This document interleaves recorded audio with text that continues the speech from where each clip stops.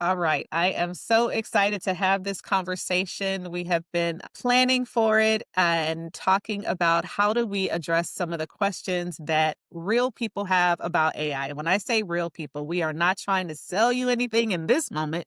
We are truly trying to educate you and share with you, our different journeys with AI and why it's important to us, as well as how it can help you and how you really can't sit on the fence this time around. It is definitely similar to the evolution of the internet and various other technologies that truly did change the world we live in. And that's where we are right now. So, not to get all technical, because I said this is AI for real people. So, I'm not going to go there, but we do want to just kind of go over a couple of things. So, Dorian and I have a few topics that we have been talking about that we believe we have some synergies on and want to share it with y'all. The first is, why do most people fail with AI tools? Dorian, I'll start. So, I tend to think my target audience or people that I talk a lot to about AI is really small business owners. And the reason is because I believe that there's never been a time like now. If you've either just started your business or you have an existing business, small, mid-sized enterprise, it doesn't matter, to be able to really be more efficient and get more outputs from using this technology. Like there's just there's no excuse. There's no excuse for, not being able to try and help your great idea to scale. And so what I try and do is go in and help businesses to figure that out for themselves. So one of the things that I would say is why people tend to fail with AI tools is they're buying tools that they'll never use. So they really don't understand the use case for the actual tools.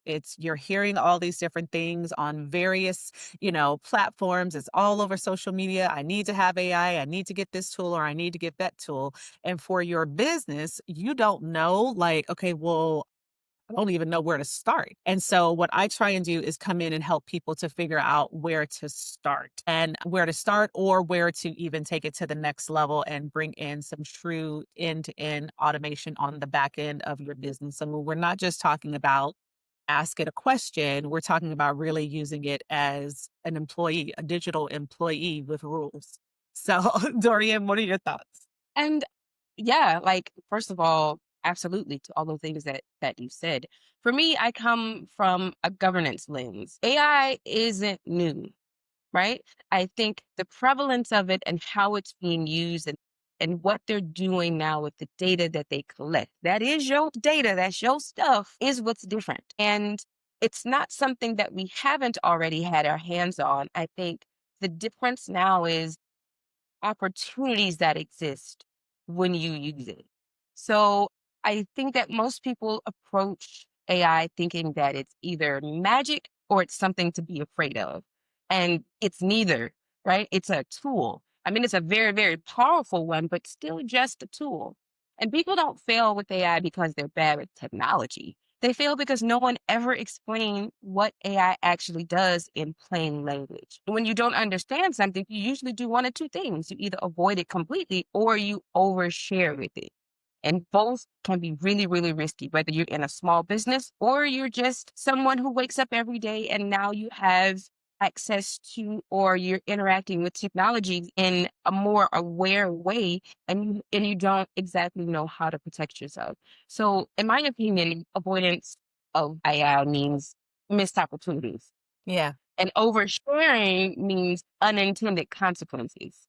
So, like you said, education is what fixes that. And when people understand how AI works at like the basic level, then the fear drops and the confidence goes up. And understanding is what gives people agency again, which is why governance is so important to me. Yeah, and what you just said, Dory, is so true because I think about the way that I tackle AI in small business is always thinking about the human problem first and helping people to understand that without their human genius, AI does not work as well, right? When we all, started to use AI, it became even more powerful because it needed us and it will continue to need us. It'll need our critical thinking skills. It'll need us to guide it. And so when we're out here and we're like, okay, what do I do? Your genius, your brilliant ideas, along with the privacy protections that Dorian's going to talk about, are really what are the key to making it not magical, but powerful. So I always say this to people when they think like, oh, it's going to be so easy just to automate my business using AI. And I'm like, hold up. If you don't have really great processes and systems, actually, it's not, right? Because if you, what is that old saying about junk in, junk out? Like, if you have something that is already hobbling through and you don't go toward fixing those pieces, then what you put into AI isn't going to be that great, right? And your output isn't going to be that great. And then you're going to think the tool has failed you, when in actuality, your ability to use the tool in its most effective way is what has actually failed. So, I think even like just to add to what you're saying, if we break AI, because AI is the last piece of the puzzle. There's automation, there's algorithms, and then there's AI. And once you learn how to recognize and spot what you need where, that's when you start to understand that AI is not scary. It's just I need to pick which and I need to pick how mhm. and how to make it work for me. Absolutely. Absolutely. I love it. All right. So, what are the differences between AI types people hear about? And I'll let you do this first, and then I'll kind of follow it up and drill down a little bit. So, and I think I just touched on it just a little bit, but one of the biggest sources of confusion is that we lump AI into one bucket, but not all AI thinks. Most of it doesn't think at all. It follows patterns. So automation runs on its own, right? It's just rules. Generative AI creates things like text, images, or summaries. Traditional AI classifies, predicts, or automates. That's what automation falls into. And automates decisions based on rules and data. And that distinction matters because it changes how you use the tools and what risks you're taking. And this is kind of where things like cookie consent comes in. Like checking a cookie box isn't about being polite, it's about data flow. It's about what information you're allowing to be collected, stored, or reused. So if you don't know what data you're giving, you can't necessarily assess the risk, and you don't need to be technical to understand that. Yeah. And I think just to add to that, both of us have worked in tech in various ways for a really long time. To the average person, cookies are not, it's just not common knowledge. It's not common knowledge what you use it for. Why am I clicking it? Everybody understands the do not sell my information. Like, we're all like, please don't sell my information because we've already been spammed enough because we did not have that knowledge in the beginning when we started using all of these various websites and tools and different things like that. We didn't know. And so I don't know about you. I mean, some people got hip to it after years and started to create email aliases that they could send all of that stuff to. But some of us, it's still in the same main email box because why? We did not actually set that up in the beginning when we started to interact with that business. So that's also, I think, just to touch on the everyday person not understanding like the value of basically the permissions that we're giving. And I will be the first to say at this point, it is very, very hard to not have your information out there. We are banking, they're using all kinds of technology. Everybody's using some type of banking system, whether you have, a banking app on your phone, you have an actual, physical account. Maybe you don't have an app installed, but you still have they're communicating with you through technology, right? So there's all these different ways. It's hard. And I know it can be discouraging to feel like, can I do to protect myself, right? What can I do to protect myself as an individual?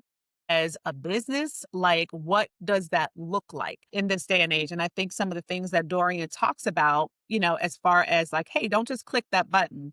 Let's try to understand what those buttons are. I mean, and I'll say it again, in tech, I've known about these buttons for a long time, a long time. The harder part was actually teaching my community, my family, my village, about some of those things like slow down, like, go back in and, click this. And thankfully, there are, lots of creators that talk about some of those security things, but it's still hard because some of them, I think I was in Google Workspace, I think it was the other day. And if you don't use it, if you don't allow it to do certain things with your data, then it can't talk to the different parts of the Google atmosphere.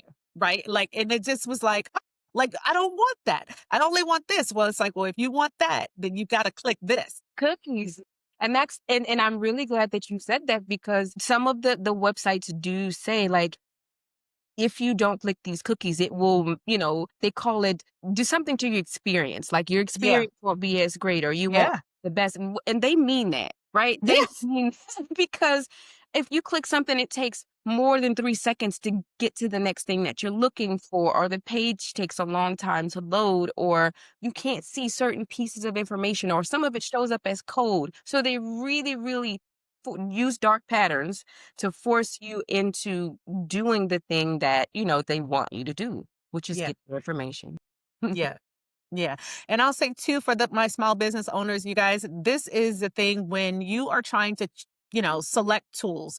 I am always talking about, if you are going to use, let's just say ChatGPT, Claude, Perplexity, Notebook LM, any of these tools, you need to go in and set up the privacies, especially if you're going to share with team members, right? And I do recommend if you have a team that you get team versions of these tools. Like, I mean, invest in it, invest in your business. If you're going to use it as a powerful partner, you may as well set it up foundationally in the right way. So, set it up so that you have the protections over your data, over what you're sharing, not only inside of your organization, but externally outside of your organization. And I always say this when picking the tool, and I'll go into a little bit more about this, but when you're picking these tools, you really should be picking them based on a business case. And I know some of my small business entrepreneurs, I would probably say we've got a 50-50 chance of that's how you actually pick your tools. But if you don't do that,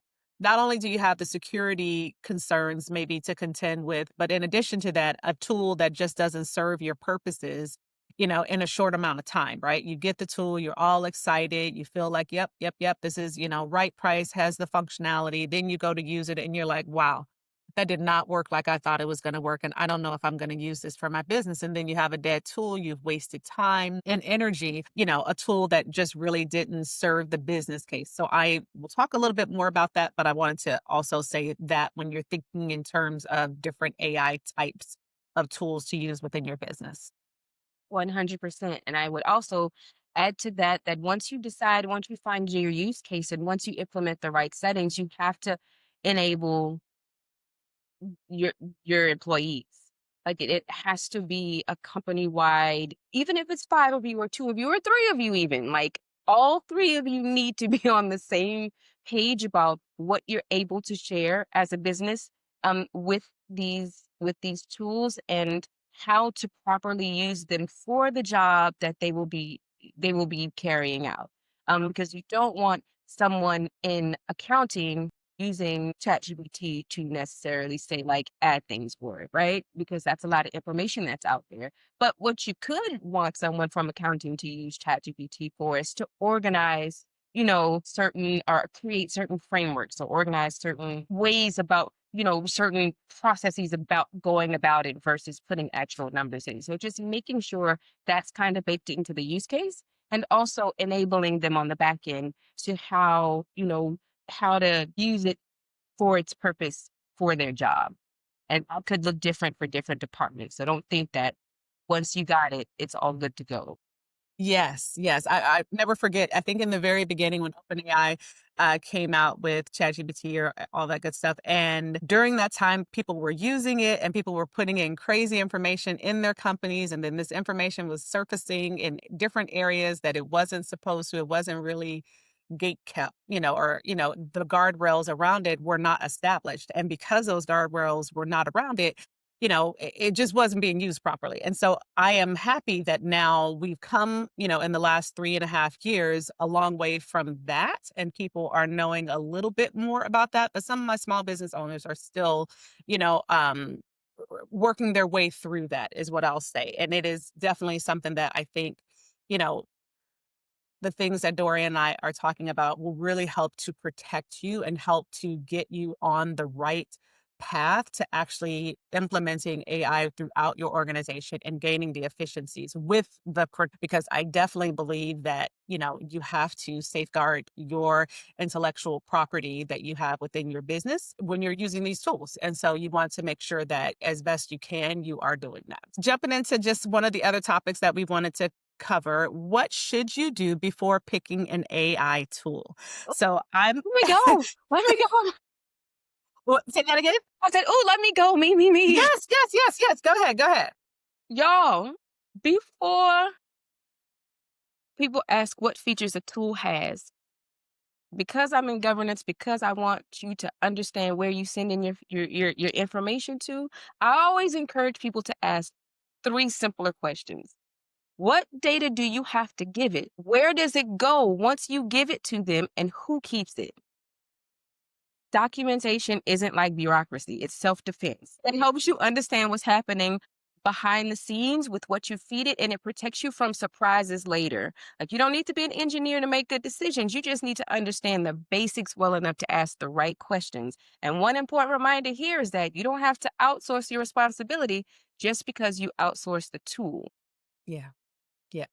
Love that. Love that. And I'll talk just real quick, just really about the who, what, where. Mm. And I truly believe in like who needs to use it, what do they need to use it for, and where are they trying to use it. So earlier we talked about accounting, right? And, them being able to potentially use some type of AI tool in order to expedite the things that they do, maybe expedite calculations and reasoning and, some of those kinds of things. It really does a really great job, you guys, doing this kind of stuff. And so if this is something that has been very manual, and I'm constantly talking about that, if you have had to do a lot of manual activities in your business, and some of us, we just do it. We don't even think about it.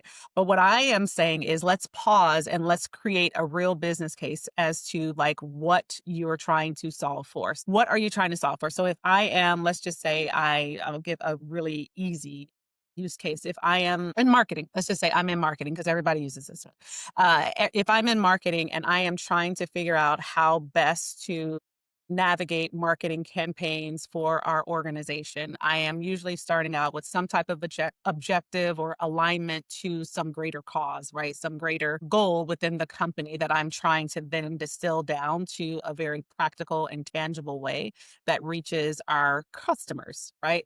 And so with that, I've already figured out what I'm trying to do. And then I'm going to think in terms of now, where can automation fit into that? What are the tools that I can use to help aid in that process? Same thing if you were, I don't know, I'm trying to think. If you were in product, you were in product and you are trying to figure out, ways in which to organize, not the original idea. The original idea, this is where the genius in the human comes in, right? This is not to take away any of that autonomy for the person and what they provide to the company. But if you're going to want to, let's just say, expedite things a little faster, AI can really help you do that. It can help you to, brainstorm, bring some of those ideas to light, organize them in a way that is pattern based, so that you have things that flow. And then you can check it and you can make sure that it actually meets your needs in all of these different areas. So I named product, I named maybe accounting or finance. I named marketing, and there's so many other use cases within businesses that I've done it. I actually, a very practical way, I used to use it. And this is when it first came out, but I used to actually use it to summarize my meeting notes. Now there's all different tools that help to aid in doing that. But I actually just used to take my raw meeting notes, give it a standard as to how I wanted those notes to be presented, and then, let it do its thing. And then I would just kind of tweak it, saved me hours of time when it came to like following up after meetings. Now it's all automated and literally there's actual tools like Phantom and Otter that can do that for you. But some of you don't want to do that. You may want to use Microsoft Teams transcript. I've done that as well. I've taken just the transcript from a meeting and I've actually created, meeting notes from that and deliverables and, assigned tasks based off of that. So there's lots of different ways in which to use the automation. My point in giving you various examples, especially from a business perspective, is to think in terms of ways that you are already doing the work. So if you're already doing the work, there's probably some room for automation for what you're already doing. And so I wanted to give those practical examples of how you can do it. And then for just regular people, I don't want to leave you out. For regular people, quite often, I think I've seen "Oh, I'm planning a vacation, a family vacation," and then people go and, they create, agents to basically help them to research, the different locations and amenities and pricing and different things like that to help them plan their vacation. So there's tons of different ways, you guys, in which you can do it. I am just recommending that you first think really thoughtfully about what that use case is before you dive in. Because I think otherwise you can truly go down a rabbit hole with AI if you don't have a very focused approach for how you're going to actually use it. Interesting you mentioned that because when I worked in marketing, one of the very nuanced things that I noticed about AI very early on was that I worked for this company and my job was to create the messaging and go to market strategy for this company.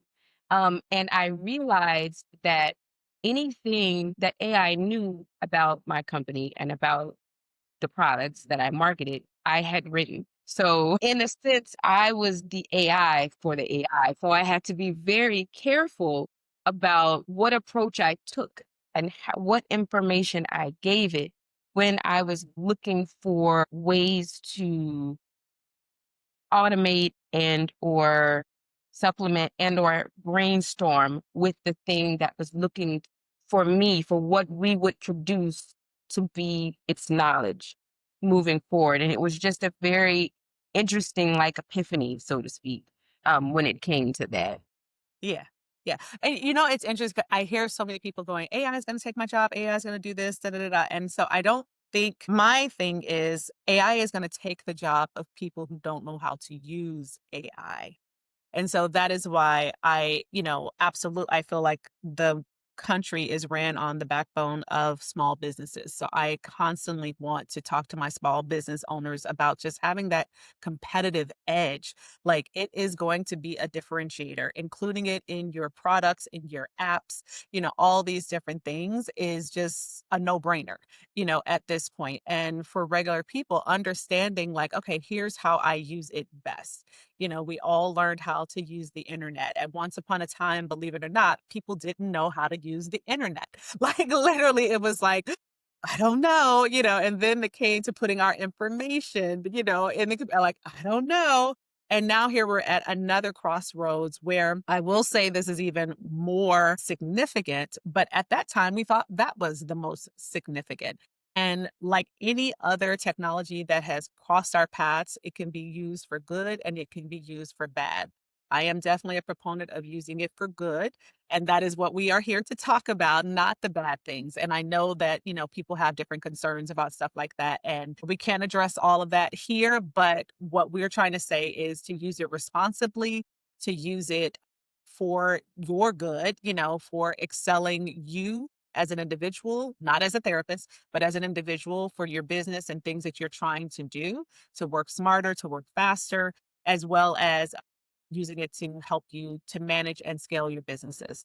Sure. Or just in regular life, if you are someone who may not be watching this and you're not thinking about it from a business standpoint, like you already are using AI in a myriad of ways. You're using AI in your televisions, you're using AI in your phones and your laptops, you're using AI in your car, you're using AIs when you go to the grocery store, when you go to the gas pump, you are using your washing machine using AI, your thermostats are using AI. So it's not something that you have to prepare for as if it's an external part of your life right now, because it isn't.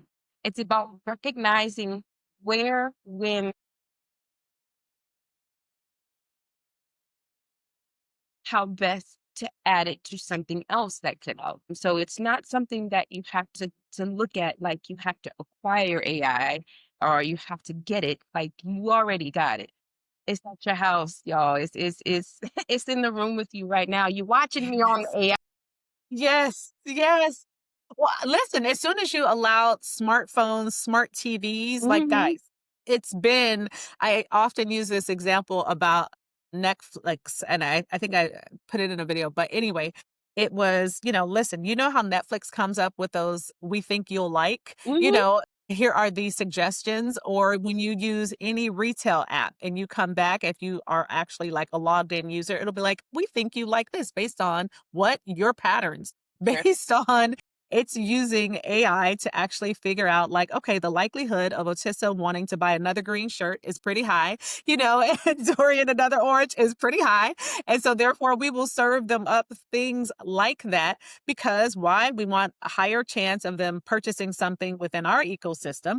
And that's just how they do it. So it is not, I think it's just using it to your advantage. I'm not talking about where you say something and all of a sudden you have your cell phone and all of a sudden you started seeing all these different ads about what you said. And it is freaky. Like, I agree. I agree. And I have tried to figure out how to turn those things off because I don't enjoy that either. But I'm here to say, to Dorian's point, it is all around us. And that is why we wanted to talk about, like, hey, it's all around us. Let's figure out how to protect ourselves as Sure, best we can and, move forward in our lives and gain some of these efficiencies. sure, sure.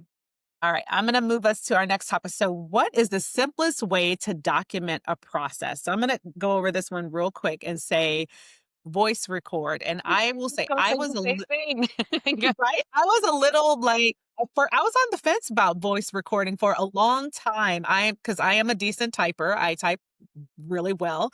And so I'm like, "Nope," but when I started to voice record, changed my outputs for my AI tools that I use all the time. And the reason is because it was stream of thought, right? I was able to just get everything out. I wasn't editing it. I was just like letting it flow and then being able to kind of engage with it, the tools using voice commands, which was really, I would say probably my number one now way to do it, typing next if that's your thing, and then pasting things, pasting, a step-by-step checklist. So say for instance, something in your business, you've already like, okay, I know we normally do that. We have this SOP, standard operating procedure. This is how we do, this particular task.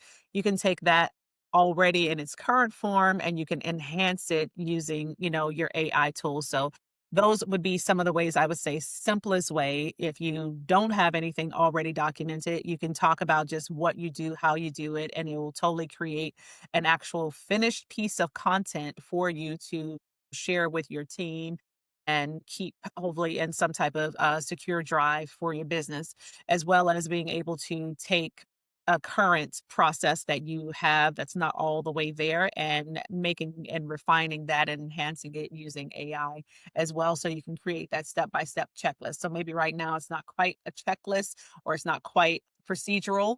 It just is kind of like a brain dump. You can totally take that and in just a few seconds, truthfully, change that and make it something that is really impactful and usable by your other team members. And just to add to that, like for regular folks, talking works because AI is trained on language, not perfection. So when you talk through a process, naturally you capture like intent, order, sequence, and nuance. Like it picks up on that. And the voice is often clearer than typing because you're explaining what you actually do want and not what you think you should say. Like you're just talking through it. So you don't need to be polished to start using AI effectively. You just need to know what it is you want and don't stop talking until you feel like you've gotten it all out. I promise you, it will synthesize it and give you back what you need. Yes. Yeah. And that's why I started using voice because I was like, I was getting pretty good results Mhm. typing, but I felt like it took it to a whole nother level. I think one day I don't know if I was out and about and I just was like, I just want to get this out. And I was like, let me just record it. And I did that and I was very impressed with the output, that I got. And I was like, okay, so now I still toggle. I'm about 50-50. I'm typing still just because it's creature of habit in that way, but I'm also using a lot of the voice dictation on it, which initially I didn't want to use. Initially, I didn't. And, I even tested it with a family member this week, and they were asking me about creating basically like a project type tracker. And I was like, all right, tell me what you need. And so first I did, what I do, which is I, typed it in real quick. And then I was like, okay. And then they started adding some other things, and I just hit the record button. I was like, go ahead.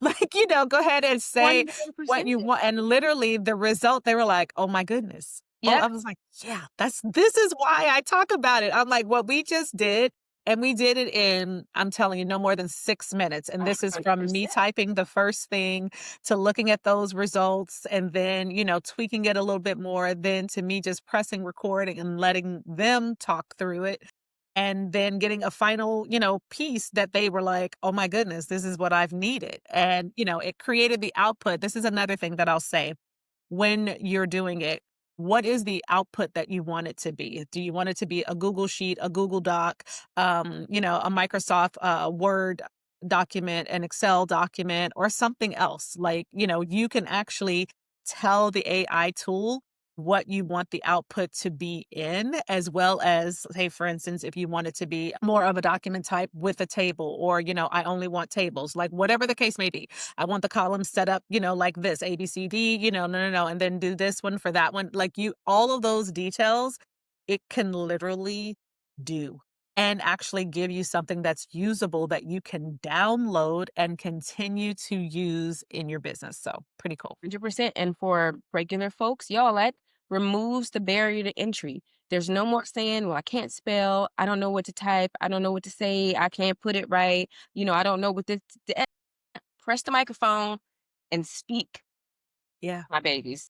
Press Yes. microphone and speak. Yeah. Say what you got to say. Tell it, Yeah. and like Atissa said, tell it what you want it to give you back. Just Yes. say it like you would say it. I promise you're safe. You're safe.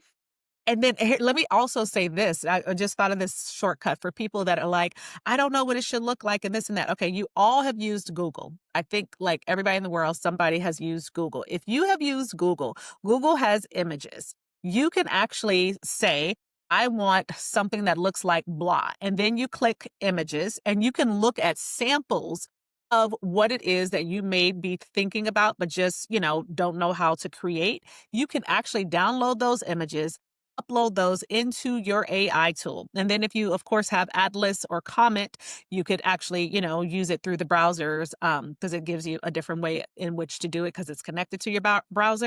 Mhm. But my point is the average person won't do that, right? They won't connect all the browser stuff with AI or, using those other tools. It might be a little bit more of an advanced activity. But most people do know how to use Google. And you do know how to, when you get those search results, it's usually there's an image tab and you can click the image and it'll show you visuals of what you are describing in your, quick little prompt that you put into Google. And you can download those and you can actually add those into your AI tool to also inform the tool of the idea behind what you're talking about. Fact. Awesome. All right. So let's go to the next one. So, which AI tools should beginners start with? Dun, dun, dun, dun. So, here, Yeah, go go ahead. ahead. You No, want to go first? I always go safety first, then Yes. usefulness because I know it's been a while since I've said this, so I'm gonna repeat it just in case you forgot from 20 minutes ago. I'm all Yes. about governance. Yes. So, Yes. for beginners, my focus is less about recommending specific tools and more about understanding how those tools are to be used before you start giving people away your social security number. Please don't do that. Please don't Right. do that. Don't do that. Start with tools that are transparent about how they use the data. And if Yeah. you click on these websites when you are looking for these tools, and there is not a button, a place, or a drop down that tells you how, what, when, where, and why, stop, pause, stop, drop, and roll. And by roll, I mean up out of that site. Yeah. Do not stick tools too quickly. One Yeah. tool you understand well is far more valuable than five tools you barely touch. Yeah. Sometimes people often jump straight into prompts, but what's more important to me early on is knowing what not to put into AI. So Absolutely. governance ain't. I'm not anti AI, but I am. How helpful can we be instead of harmful? Like, what are the ways that we can make it stay helpful? Yes. Yes. And I will say, so I'll drill down a bit to that because the tactical pieces of AI. So again, we're talking about the safety and using responsibly and protecting yourself as best that you can. And now I'll go into some of the tools that I use. So my favorite tools, and Dorian will have to grade them all, but I will say my favorite tools are truly Claude is the number one. I love the way that it reasons and, really gives me the output. The output is very attractive to what I do and the way that I use it. And so that works really well for me. I also use ChatGPT often, and I had been doing this for a long time because I've had both tools. I think I started with ChatGPT when it first came out, and then I got Claude probably within 3 months. I can't remember what the timing was, but very soon, as soon as it came out, I was like, okay, let me try this one. And then I was really hooked on Claude and started to use it more. But I also then started to toggle between both. And I would ask both the same question and look at the output of what it would give me to see did it suit my needs and which had a better representation of what I was asking it. So I will toggle between both of those. I also use Perplexity for research because I think it's really helpful. But so for average everyday users, Claude or ChatGPT work really well. I do recommend that you set up the privacy in the very beginning. Any tool that you're downloading, free or paid. I do use paid versions now of all of these different tools, but you have the opportunity to actually go to the privacy settings, tell it that you don't want it to learn or teach the large learning model from your information. You can actually specify that, and you can specify a few other things. And so definitely go in there, visit the priority privacy settings every time you're going into these tools. Like, make sure that you've logged in, you've downloaded it, but then you need to go into the privacy and actually make sure that you set up some safeguards for yourself. So those are some of the tools that I like. I'm actually now getting into Notebook LM, which is a Google product, and I am kind of getting excited about it and all its capabilities. So there's tons, you guys. It's one of those things where you're like, okay, which one should I choose? Again, I'm going to go back to what the business case is. Like, what are you trying to do with it? I mean, some people, I've heard all these, very shiny tools that are out there and they're great.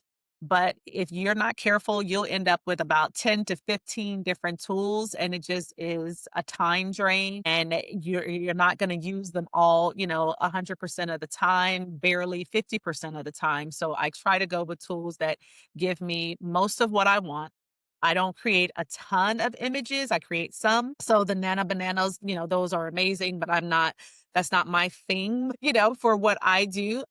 But for some people, it serves them very well and they like it. So it really just depends on, again, what are you trying to do? What are you trying to solve for? And then actually, and you can reach out to us. We can help guide you through that process. But it really does matter because then it helps you to select the right tool and use it efficiently. Yes. Yes. Yeah. Okay. So here we got another. Let's see. Da, da, da, da. What's one mistake that people make with AI? This is a good one. I'll let you go first, Story. You know what I'm gonna say? One of the biggest mistakes people make is sharing sensitive information casually because AI feels conversational. It feels like you're talking to something private. And just because it feels private doesn't mean it is. We know that it's not. AI tools don't understand context the way humans do. So if you're thinking, I am going to tell this chat GPT this thing this one time and it's gonna be okay. It might, right? Might. I mean, but it also might not. So don't take that chance. And another misconception is thinking I'm too small to matter. So my information of who I am or what I got going on, these people don't care about that. Uh, but small data leaks count. Risk doesn't scale based on how big or small your company is or how much information you personally feel like or how important you feel like you are. Um, is key. So you might not think you're nobody, but I guarantee you hackers and scammers and other people are like, this is wonderful. This person thinks they're nobody, so they're giving me everything. Don't give them people everything. You are somebody. And I love that. And I was just thinking this and I thought, you know what? People put in some crazy things in Google search. I mean, and I don't mean crazy. You're trying to get some knowledge, right? You're needing some information. But and I even say be careful there, right? Like, it is not, I mean, but Yeah. I think so many people have become so comfortable with putting in certain kinds of information into Google, and they transfer that same thing over into these large learning models, and it's slightly different, maybe some similarities, but it's still, in the sense of protecting who you are and, what you care about and love and hold dearly to yourself is important, Sure. right? So I would always say, think about it as you've hired somebody to work with you and you need them to know enough to do a job, but you don't need them to know everything, right? And so think about it like that. I got to hire somebody to help me to, get some of my stuff done. But I don't need to have them know everything. I need to have them know enough to get the task done. So use AI like that as a tool to get the task done. It doesn't need to, analyze you completely. It tries, but it doesn't need to do that. That's not what a lot of us are looking for from it or should be looking for from it. Like I said, human genius is still number one and the thing that we all should rely upon to help us with a lot of different things. And so it paired with technology is what makes it powerful, not one versus the other, right? And so just remember that it's not one versus the other. It is the technology paired with the human genius that makes it powerful, impactful, and just amazing to, gain some efficiencies and do things that maybe took you, three, four times as long manually. And now it takes seconds, to get some of these things done. So I would definitely say that that is, one of the things that people need to be mindful of. And then I think I'm making sure I'm answering the question right. And then the other thing is businesses automating broken processes. I talked about this earlier, and this is where you're jumping into tools without that strategy, without a business case. And so it's like, I think. I'd rather know. And the way to know it sometimes is truly to jot it down, write down what you're trying to solve for. Like, does it make sense? Or the frame of thought. Like, sometimes I may jot down something before I go to the voice dictation on the AI tool because I just want to make sure, am I clear about this? Am I, kind of gotten, and then I'll talk it through. Yeah. But I want to maybe for me that works to be able to write. I like to do that sometimes. And then I'll go into the AI tool. So you'll figure out your way. The point is that you don't want to put in broken knowledge, broken understanding. When you're using these tools, you're trying to find the best results. And so in order to find the best results, you need some facts. You need, some objectives and some reasoning as to why you're actually going to use the tool. And some of that has to be flushed out, and you don't need the distraction of other things in order to do that. Like, it's within you. And then you can have AI tool augmented with some different patternistic synergy as to how it organizes it for you, or things that normally come, into play when someone is asking A, then B is usually the next phase, to that. And so maybe you also want B. So it can infer things, but you just want to also test its truthfulness, and make sure that, what you are asked. This is why I don't believe it can go solo. This is why I believe it needs you, because it can literally go off into a tangent on its own. And you're like, whoa, whoa, whoa, whoa. Like, I didn't want all that. I didn't need all that. That's actually not true. I tell it all the time. Like, you left out, I gave you these specific instructions. The output doesn't have this or that. And it'll say, "Oh, I'm sorry, Otissa." You know? And so the thing is, you gotta check this stuff, you guys, and this is for everybody. I don't care how you're using these tools, you have got to test the information.